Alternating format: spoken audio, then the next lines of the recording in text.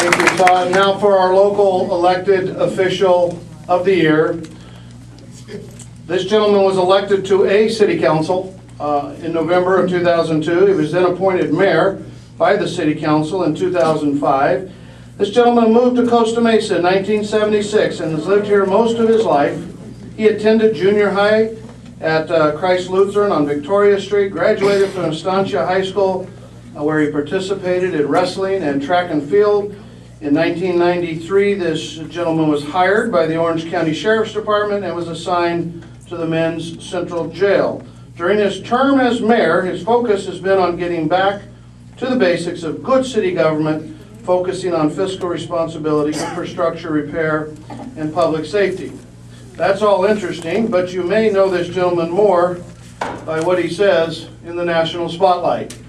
In the national spotlight, this man says, "I respect when people want to come here, but I believe they should come here legally."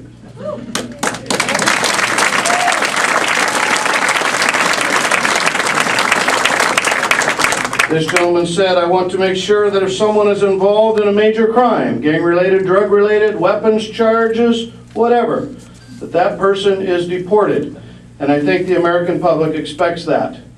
He also said, "I fully support legal immigration and respect those who come here legally. This is not about race, but about criminal offenses and legal status." And if you're confused at all by who this gentleman is, he will come and tell you, if you have any shopping to do, do it at South Coast Plaza Mall. Please welcome Mayor Allan Mansoor.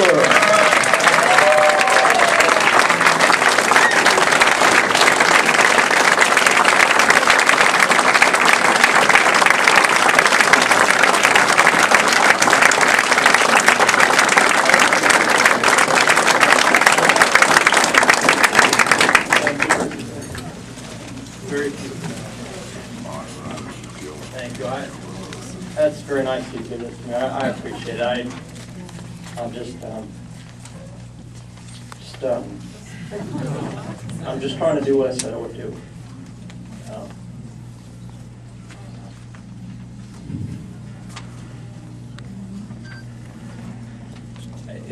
It's not me. It's all of you. It's all the volunteers that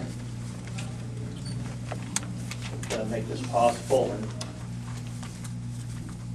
so many of you work so hard, and I'm just going to keep doing what I said I would do, and I don't care what they say. And you know what? We have some success to show for it, and I will brag a little bit about what we accomplished, because it wasn't me, it was all of you. And we started out asking for a lot in terms of enforcing illegal immigration, and we didn't get that in training our officers, but out of the blue, ICE came out, contacted the newspaper and said they were going to put an ICE agent full-time in our jail. And they just happened to pick Costa Mesa. I don't know why they chose Costa Mesa. But, they're there, and we've had great success. They've processed at least 50 for deportation that were committing crimes just in Costa Mesa alone. And that's just in 1 month. And, but I couldn't have done it without all of you, and thank you for your support, and thank you.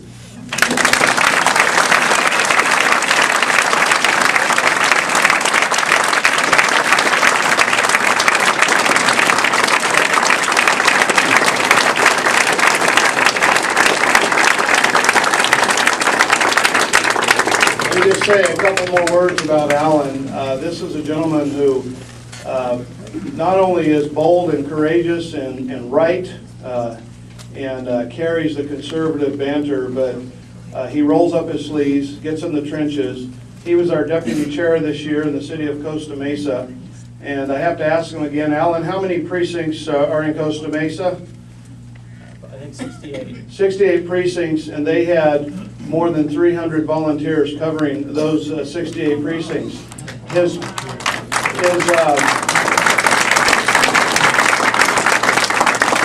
While his margin of victory was significant, it wouldn't have happened without all those volunteers covering those precincts. So congratulations to Allan and to Wendy Did you have something to say? If I could, Scott, about what you just said about all the volunteers and so forth, and I don't think the right people got recognition for this, but it was my understanding, correct me if I'm wrong, that Costa Mesa converted the most regular voters to absentee more in Costa Mesa than in any other city in the state of California. And I'm convinced that was because of all the volunteers who work at Barrett Tetlow, Phil Morello, grassroots volunteer, and I don't think he's here tonight, but all the volunteers that stepped up to the plate. And Wendy is here tonight, and she worked very hard in the campaign, but all these volunteers helped make those people permanent absentee voters. And again, that's the work of volunteers. That's all it is.